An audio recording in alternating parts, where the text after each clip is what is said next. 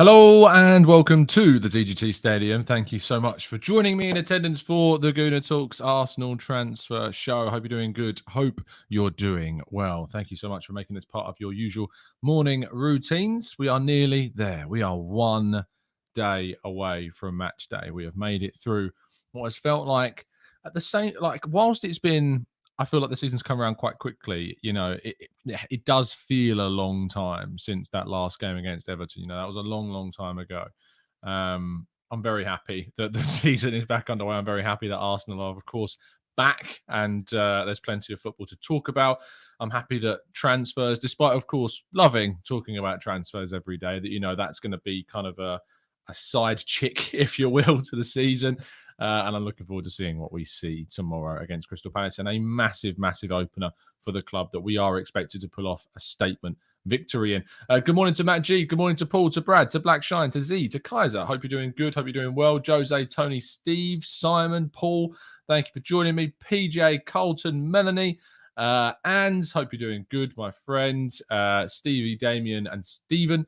Thank you so much for continuing to support the channel. And good morning to all of you in the chat box who I unfortunately cannot say hello to everybody. Now, speaking of tomorrow's game, yesterday we did our first preview show, the Arsenal preview show, with our new graphics, of course, for the season. I was joined by Dan and Kian and King to talk all things Crystal Palace and Arsenal. Make sure that if you haven't already gone and given that a watch, that you do. I'm sure you've got plenty on your watching list to do today, considering All or Nothing is now, of course, fully out from episodes 1 to 3. And I'll talk a little more about that during the second half of today's show if you've got any questions on that. But yes, we did preview the game for tomorrow, so make sure you indeed go and give it a watch. Now, Ramsdale has been given a brand new number. He will take the number 1 after Bernd Leno's move to Fulham was confirmed. I believe this is quite similar to what will happen with William Saliba with the number 2. That said, it does depend on how quickly Arsenal can get Bellerin out. I think if there is any big news on this today, potentially there's time for Saliba to change his number to number 2. If he plays tomorrow with the number 12, and I'm not sure when the registration time for numbers is, I don't know how he can change. I've never seen someone change the number during a season once it's already kicked off from a competitive sense. So if William Saliba does indeed play with the number 12, I think that's what he will have to stick with for the remainder of the season. Folarin Balogun's loan move to Reims has been confirmed. The amount of times people have told me about how I pronounce Reims, I'm trying to do what they're telling me. Apparently, you pronounce the R at the back of the throat. It sounds a bit like France said with a French accent, just without the Reims. So Balogun has moved to Reims, and I wish him the absolute best of luck next season, and hope he absolutely smashes it. I think you've seen a trend now of Arsenal loaning players out to Liga. Tavares, of course, joining Marseille and Saliba last season. They clearly see Liga as a great league that they can get their players developing in and getting plenty of game time at a top level. Charlie Patino joined Blackpool and will join them for the rest of the season. I spoke to Guy Clark on the Arsenal Way, and he had some concerns about this loan move. Didn't particularly think it was the best decision for Charlie Patino, and explained very well as to the reasons why. I wrote a piece around that as well. And it did cause quite a stir between Blackpool fans. Guy does some work for Preston North End, who are a very close rival of Blackpool, of course, even though he's an Arsenal fan. But Patino will join up with Blackpool for the next season, and we wish him the absolute best and hope it's a raging success. Monza have made their offer to Pablo Mari. Is expected within the next kind of 24 hours that a deal will be agreed between Arsenal and the Italian side. He will go on loan, and if Monza do stay up, Arsenal will receive a fee that Monza will be obliged to pay. So it's effectively and hopefully a permanent deal should Monza stay up. So we're all going to be keeping track of whether or not they're in the relegation zone. Hopefully they can stay up for next season. They've done quite a few deals like this, so there are a few players in their squad that you would say should help them stay up. And if they stay there, if they do stay up, then of course those deals become permanent. Now, yesterday we talked about Lucas Torreira's move to Galatasaray. Now, this is becoming a little bit of a strung out process. And I think that with his thought process is very much focused on Italy and Spain, as we talked about, we did all find it a bit odd that Galatasaray had managed to sort a deal out. Now, the latest is that Torreira has stalled on this and that he is still yet to be convinced fully that Galatasaray is the best place to go for him. I hope that he moves. I hope that we just kind of get this situation sorted as soon as feasibly possible. But it's a frustration, of course, because we want to get this deal just done and out of the way and moved on from, and then Arsenal can reinvest that money elsewhere. But yeah, it's stalling right now. Apparently, he's hoping that Valencia kind of come in and up their offer, but Arsenal have absolutely no need to accept anything less than the 7 million that Galatasaray have offered for him now. That's clearly the price. That's what they're willing to offer. And now I think Torreira's waiting to see if any other club come in and agree a price with Arsenal at that same figure. It's a very fair, more than fair, price considering the situation. Arsenal should have got around 15 million euros from Fiorentina in the summer, and that's obviously not happened. So Torreira will hopefully decide his future very, very soon indeed. But there's no guarantees and there's no confirmation that Galatasaray will happen at this stage. Bellerin's contract could yet still be terminated. Reports coming from Spain claim that Betis's talks and Bellerin's representative talks with Arsenal are going positively and that a resolution will hopefully be found very soon. Arsenal would save themselves around £5 million in wages if they were to cancel Bellerin's contract. But of course, it does mean that they would receive no transfer fee for the player at all. It may be one that Edu again tries to avoid conflict and just agrees to, and we move on with the hope that Arsenal's sales department improves drastically in the next few years or so. But it might be just one, unfortunately, with Bellerin that we just need to make our peace with and allow to leave. Now, Arsenal will miss out on one Belgian midfield target as Amadou Onana, who was linked to the club, and we obviously spoke to Sasha Tavolieri on the channel not so long ago about Arsenal's interest and monitoring and scouting of the midfielder. He looks more set now to join Everton. West Ham United had looked to secure a deal around 35 million euros, but Everton have trumped that now. 35 million euros plus 5 million more in add-ons is said to have secured the signing of Amadou Onana, and he even prefers a move to Goodison Park over West Ham, which I find a little strange, considering if I was a player and I had the choice between West Ham and Everton right now, I would certainly be choosing the former. Sorry, I would certainly be choosing the latter in terms of West Ham, because they're obviously a better club in the league right now. They're more stable, and I really feel as though Everton could still be a relegation candidate for next season, especially considering Dominic Calvert-Lewin has got another injury in a freak training accident. So we'll have to wait and see what happens with Onana in the end, but it looks as though he's going off to Everton and won't be at Arsenal after some significant scouting from the Gunners in the player. Now, a big bombshell was dropped last night by Fabrizio Romano, who experienced a little bit of backlash for a certain other story, which I know that you're all very much well aware of right now regarding Kukuleya. But he has reported that Chelsea are exploring the possibility of signing Aubameyang as their new striker for next season. How would we feel about this one? Very interesting move indeed, if it was to take place. Is it surprising? I don't think so. I don't think it's a surprising move. They have just signed Lewandowski. They've still got Depay there. Aubameyang would be second fiddle, you would think, to the Polish forwards. I was kind of intrigued to see Aubameyang and Lewandowski play in the same team, but it seems as though Chelsea are now looking potentially at the Gabonese forward to be their new striker for next season.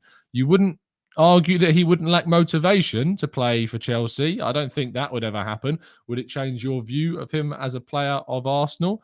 I don't know, but he certainly wasn't on firing on all cylinders by the time he left the club. But perhaps that's because of his mindset at Arsenal at the time. If he was to go to Chelsea, I think there would be a part of me inside that would be a bit concerned that he would kind of come back to bite us a little bit.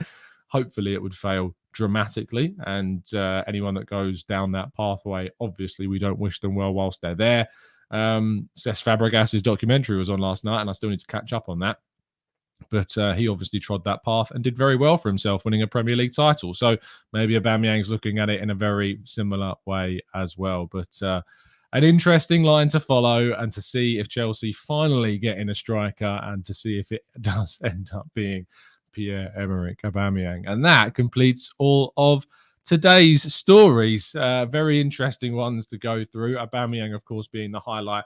And we're going to go through some of your thoughts and questions in the chat box as well. We're going to have a little bit of a chat about the All or Nothing series now, of course, that it is out.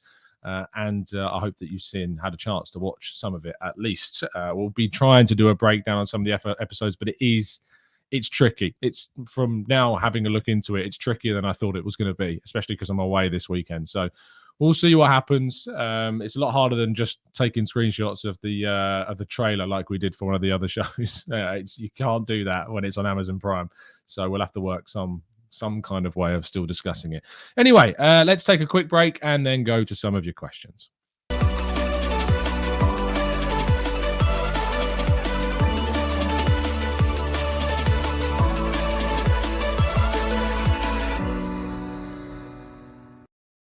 Okay, let's jump into the chat and see what you guys have got to say. Freddie says, watch the first 3 episodes of All or Nothing. Loved it. My favourite bit was the speech by Stuart MacFarlane before the Spurs game. Tottenham, what was your favourite bit of the first 3 episodes?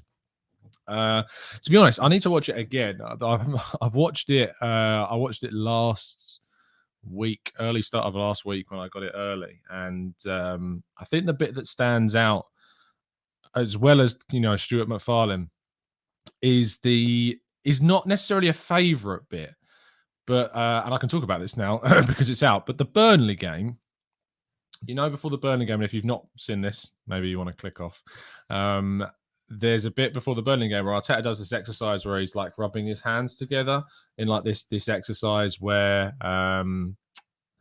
he's trying to like G them up for the game, which works clearly because we won. And then after the game, Aubameyang takes the opportunity to then decide to take the mick out of the pre-match exercise, which I thought was a little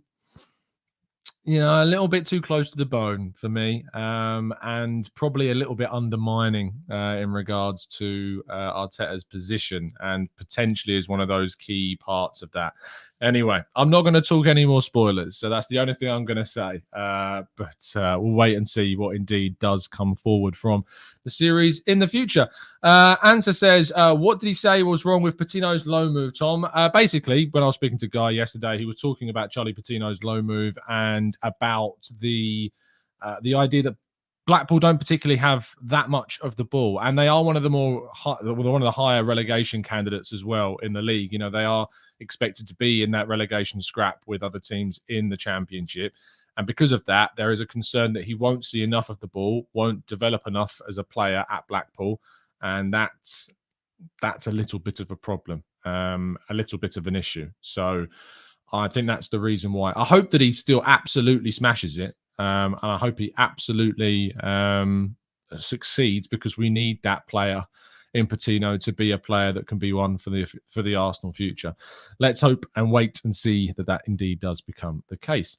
Let's go to Jamul, who says, what do you think of Chukwueze of Villarreal to play back up to Saka? I'm not sure he's of the level that I'm looking for. Don't get me wrong. I think he's a player of a level of quality, and I like what he's done at Villarreal. But I personally think Arsenal can get better than Chukwueze. I think there are better options out there.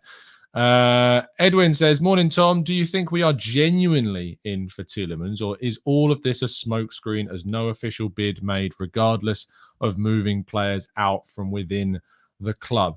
Yes, I do think we're genuinely interested in Youri Tielemans. It's just now about waiting for these players to move on. I still think Arsenal certainly are looking at other targets as well that are not as well known. Arsenal have done very well to keep a lot of their business quiet for what their intentions are. And I think they are waiting to kind of, jump the boat a little bit in order to try and get those signings once they've moved players out. But now we've seen, Leno's gone, Tavares has gone on loan, Balogun's gone on loan, Patino's gone on loan, Okonkwo's gone on loan. Marie's moving closer to a departure. Torreira's moving closer to a departure. Bellerin's closer to his contract being terminated. So, we are moving a hell of a lot of players out, and quite rapidly. So you can imagine that the end of this window is going to be used to try and get some quality into the team.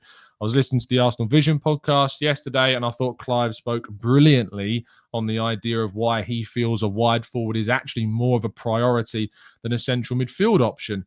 It really did make me think. I still think I lean more slightly onto the side of thinking that if we don't sign a genuine quality box-to-box central midfielder for the second summer in a row, I will be very disappointed, especially one that can cover potentially at the number 6 role is becoming even more important for me now. I'm concerned about Partey being injured at some point. But also, I did think that Clive spoke excellently on the idea of bringing in another runner, because if any of Martinelli or Smith Rowe, if any of Martinelli or Saka or Jesus are injured, you take a significant step down, I think, from the style that we've got from those front three. Yes, we don't know what Vieira is going to bring us. Yes, we don't know what's going to happen with Smith Rowe, but both of those players aren't wingers of great energy and pressing that we're aware of at the moment. And it would, I think, be helpful, as Clive explains, to have a player that could ultimately give you that extra running, so that when you had Liverpool with Salah, Mane and Firmino, they had Jota. They've now brought in Luis Diaz. They've got Jota as that kind of player who can play across any of the front three to a really high standard. And I think Arsenal needs someone like that in the front three as well. Clive, I thought you spoke brilliantly. If you are indeed not watching the All or Nothing series right now instead of this. I mean, who could be doing that? Who would be doing that indeed? Vera says, did Clive make you question everything again? The man is a stage. Look, all I can say is I hope Clive doesn't talk to me about my relationship. The wedding may be in jeopardy. Christopher says, Tom, what do you think about the idea of one more signing this window and one in January after the World Cup? Could find a good deal then, maybe after someone impresses. Or if someone gets injured, I mean, potentially we find ourselves after the World Cup assessing how damaged the squad is after that tournament. Hopefully, no one is injured. But I can almost sit here and say to myself that, probably someone is going to come back with an injury or a problem that we're going to have to try and deal with.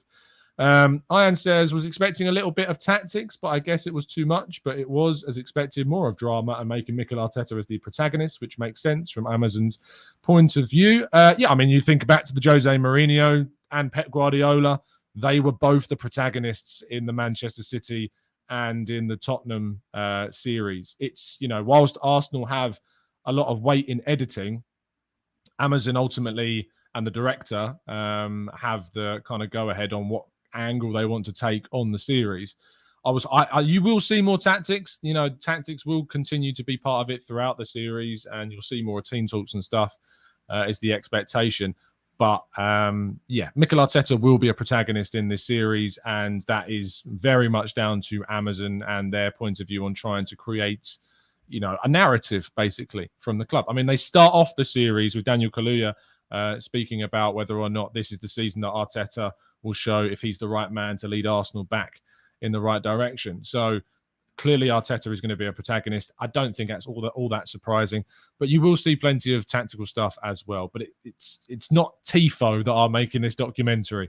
So if your expectations were that it was going to be all the in-depth kind of tactics and stuff, that's unrealistic. And there's also the element to remember that we don't really want to give everything away, and I don't think Arsenal would be keen on all of their tactics and ideas being given away. There'll be some, of course, little gems of knowledge and stuff, but I think there would also there would have been discussions around the idea of not leaking too much around the processes behind the coaching for very, very what should be obvious reasons. Supercat, yes, I did see Daniel Kaluuya describing Arsenal fans as such. Obviously, I think that it's kind of, it's a light-hearted, it's a joke, but there was part of me that was sitting there going, I don't think everyone's going to take too kindly to that and being called that, to be honest. I get what you're saying. As a fan base, we have a lot of very reactionary, a lot of very hyperbolic and OTT behaviors.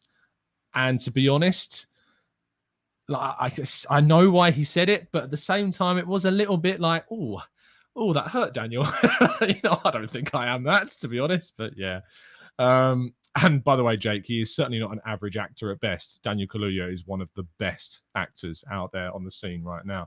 Dulquanian says, Tom, Aubameyang is a fantastic player, but he is too chill. He avoids putting a leg in anything. That's why Arteta moved him on after he got many chances. If he goes to Chelsea, I don't think he'll fire up. I think he'll be fired up to play against Arsenal, but what he does at Chelsea, if he does indeed agree a deal to move there, would be very interesting indeed. He's been paid a lot of money at Barca, and he moved there for nothing 6 months ago.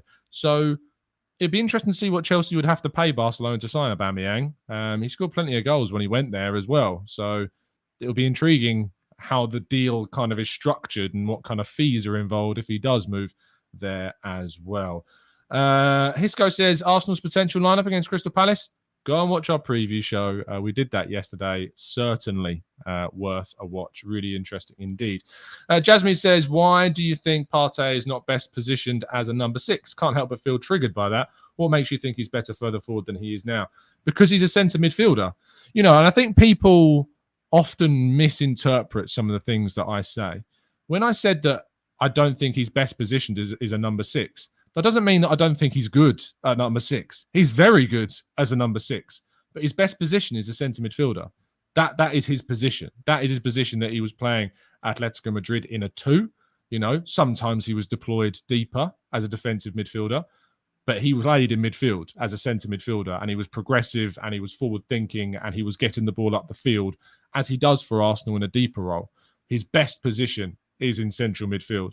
So if we were to ever bring in like an Ibrahim Sangara, for instance, a proper number 6, I'd play that player at number 6 and I'd play Partey ahead of them, because that I think would get you the most out of Thomas Partey moving forwards.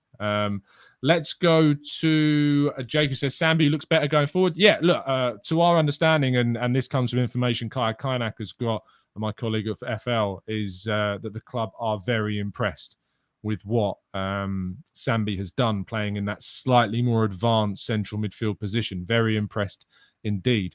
Whether or not that has any impact on what business Arsenal end up doing, I don't know. But it was interesting to hear from Sambi Lokonga when he spoke on the Counter Attack podcast, I think it was, talking about how if he didn't want competition, or if he couldn't deal with competition, he wouldn't have joined Arsenal. So it's good to know that he very much is, that's where his head at. Let's go to Omar, who says, if we don't win against Crystal Palace, there'll be a meltdown. Look, Omar, if we don't win against teams, there is a meltdown. It's just part and parcel of what Arsenal fandom is. That's just what we are. We are, as a fan base, very reactionary. If we don't win that game, there will certainly be a lot of criticism. It's a tough game, don't get me wrong. Going to Crystal Palace is never easy, especially on the opening day of the season. But I'm very, very hopeful of getting a win there. I'm very optimistic, and I'm loving what we are doing so far. Palace are no mugs, and they're probably the most trickiest game that we've had across the whole of pre-season, and I count Sevilla and Chelsea in that. Chelsea didn't seem really up to speed, and Sevilla, we ruined them at home. But in a hostile environment at Crystal Palace, it's a tough one. It's a very, very tough one indeed. Daniel says, Tom, correct me if I'm wrong. We had an agreement for Fiorentina to pay 14 million euros for Torreira. They offered 8 instead. Isn't that the same as Galatasaray's now? I think they did offer something similar to what that is now. Daniel, I think the reason why maybe we didn't accept that is because we were just so annoyed at Fiorentina that we were just like, no, you can go do one, quite frankly. Obviously, now it's strung out this situation a bit further, and we end up losing him for a figure of similar to what Fiorentina end up offering. But they tried to mug Arsenal off, and I don't think we wanted to accept that. Even if it means we accept the same price from another team in the end, we weren't being undermined by Fiorentina in that situation. And I think they burned a couple of bridges, it's fair to say, with their behaviour on the Torreira deal. Do you think that Neto and Tonali would be good fits at Arsenal, says Brad? I think that Neto is a really interesting profile of player, but he's also interesting because of the unknown. He had that serious injury. I don't know how he's going to respond to it. I'm not sure I would risk spending what Wolves would ask for. And Tonali, Italian players don't tend to want to leave Italy, is the obvious stereotype and stigma that surrounds Italian players. Some have. We've seen Scamacca, of course, move this summer to West Ham, but he did play abroad previously in his career as well. Tonali seems very happy at Milan. I don't know why he would leave the league leaders and the league champions who are going into a Champions League season with really high hopes. So I don't know why Tonali would leave, to be honest. But, he's a quality midfielder, that's for sure. Let's go to Olu. Says, hey, Tom, I think Partey is one of the best number 6s in the world. As a lone 6, only Fabinho, Casemiro and Busquets are comparable to him. Again, me saying that I think his best position is centre midfield doesn't mean I also can't think he's going to be one of the best playing as a number 6. But, there are more players playing central midfield, so he probably ranks slightly lower despite being better for me in that position. I think people get very fixated on binary answers to questions. If I like one more than the other, it doesn't mean I don't like the other option. I just think he's better as a centre midfielder. That's my personal view. Tony says, Tom, has your mind changed about Arteta? Not really, no. My mind changed on Arteta throughout the course of last season. And I'm very much on board with the idea of seeing what he can do as a coach, whereas I certainly wasn't after Villarreal and the Manchester City win. But the all or nothing series isn't going to change my mind, I don't think, about Arteta. If anything, it will make me have my view on Arteta stronger, because I've really liked some of the stuff I've seen from Arteta during the series. I like how blunt he is. I like how passionate he is. I love how coherent he can be with the players. I mean, it frustrates me that there's people out there calling certain things cringe or embarrassing. It does bother me that that's the case. I don't see that, because lots of managers have kind of, wide left field tactics that they want to use to try and help with the mental and psychological side of the game. Doesn't always work, as we know with the speakers for the Anfield fixture. That said, we went to Anfield and kept a clean sheet not too long afterwards, and one of the first teams to end up doing that in a very long time. But no, I don't think the documentary will change my view on Arteta. I think it will probably strengthen the position that I have on the coach more than anything else. Let's scroll down a little bit more. Anakin Skywalker's joined us to say Sambi Lukonga's podcast is great. Everyone should go and listen. Yeah, do go and listen to the Counter Attack podcast. It's a very, very good conversation that you should be aware of. Mike says, what about Renato Sanchez? Looks like he will be on the move. He's going to PSG. It's pretty much a done deal if Fab is to be accurate on that one. So he's off to PSG, I'm afraid, my friend. Let's go to Felix, who says, if the development area for Patino isn't a relegation scrap, best for him. Not really, Felix, because the entirety of the championship is a very physical league. And, the concept of a relegation scrap, it makes it sound very physical, but the whole league is physical. I would have rather have seen him go to somewhere like Liga or La Liga or, somewhere like that. I think that I've leaned much more into seeing Arsenal players go on loan to top leagues rather than the championship. People, I think, put far too much weight on the idea of physicality and learning to deal with that. I think it is an overblown factor of a loan move. And Liga is a very physical league as well. So you're not exactly going to lose out on moving to France compared to going to the championship. And that's why I'm excited to see what Folarin Balogun can do. I mean, look how physical Saliba has been and how he's improved that area of his game. His aerial threat in terms of defending and clearing is really good, as Clive summarised on the Arsenal Vision. Certainly go and check that one out because it's worth listening to. Let's go to Hugo, who says, do you have an update on Memphis Depay? I think he would be a great option. Not in regards to any Arsenal interest. Of course, it does seem like he's on the move from Barcelona this summer. We talked about it yesterday because it was an interesting kind of topic of discussion around whether or not Arsenal would be tempted by the idea of signing Memphis Depay. But there has been no words or whispers or rumours about him potentially moving to Arsenal at this stage. Who knows? Maybe that will change. We'll keep you updated. King says Rodri is a number 6, but Partey is good as a 6 and as a centre mid. Exactly. Rodri is like the complete perfect number 6 out there in the modern game for me. Rodri is the pinnacle. Casemiro is obviously another one. But Partey is not like Rodri. There are a lot of differences between Rodri and Partey's game, which I think lean more towards Partey, as I believe being better as a centre midfielder than a 6. He's good at a 6, very good. But I think as a centre mid, he would be great. And that's why I don't actually mind the idea of Arsenal going out and signing a DM this summer, although I don't think that they will. Let's go to Stuart McFarlane, a different Stuart McFarlane because it's spelt differently. But we don't talk enough about depth at defensive midfield. Who do you think could come in and provide that competition to Partey? Ibrahim Sangara. I know I've just said it and it's a really boring answer, but yeah, he is the one that I would go to of all of the others. Omar says, apart from Willock, do you remember any transfer in which we got some money recently?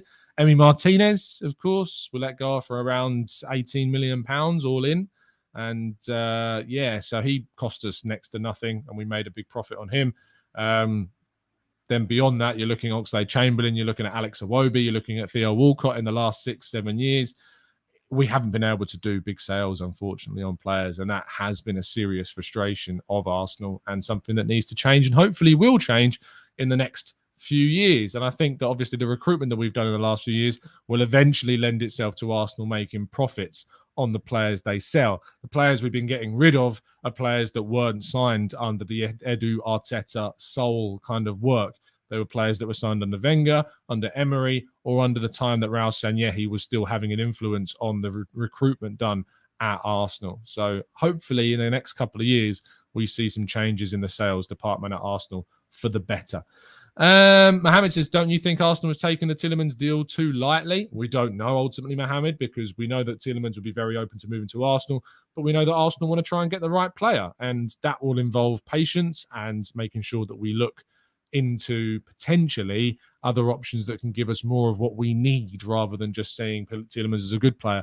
I have got my questions about Tielemans. I have questions about whether or not he's going to press enough. I have a question about whether he's going to track back and defend enough. I have questions about that because they were things that were highlighted during his time with Leicester.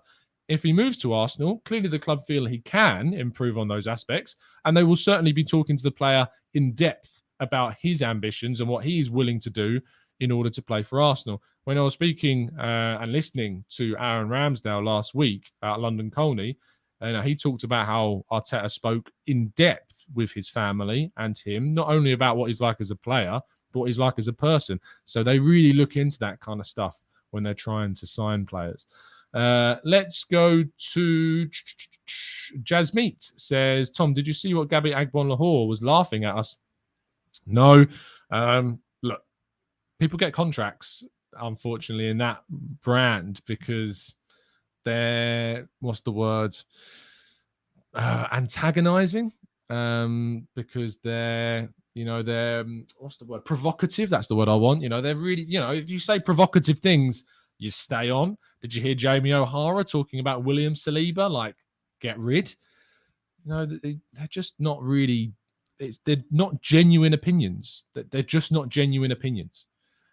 Like, one of the things that I find, and without sounding too up my own arse, but one of the things I like about doing this channel is that we aren't hyperbolic. We're doing this organically. The people we talk to, the people that come on the channel, I try and get as genuine views as I can from people who believe what they say. I don't always agree with them, but one of the reasons why I get Dan Potts on is that he doesn't say things for the sake of it. He says it because he believes it. But unfortunately, there are a lot of viral clips and a lot of very, very big channels that won't do that because it leads to growth. It leads to drama. It leads to quote unquote good viewing.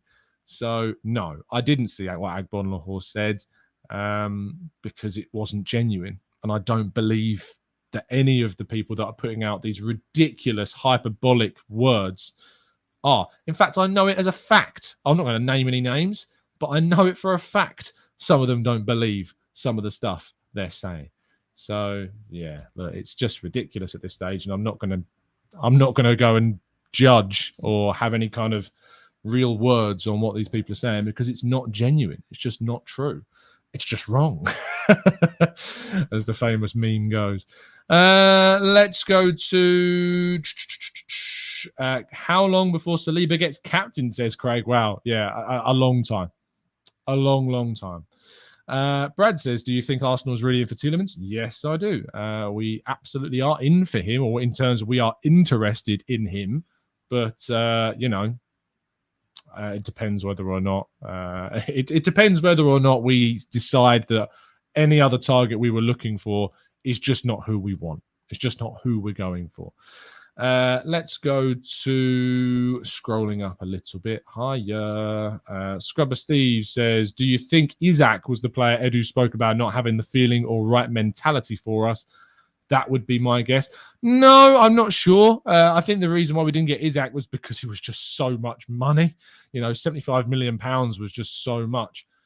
There was, I remember Borussia Dortmund supporters theorizing, and it is only theorizing, that Manuel Akanji could have potentially been that player. So he might have been that because there's been, all big talk around his contract situation. So he's the most likely candidate, I think, at the moment. Please don't spam my chat box because I won't answer your question. Freddie says, am I getting bored about answering questions about Tielemans? Would I ever do this show if I was bored? Of course not.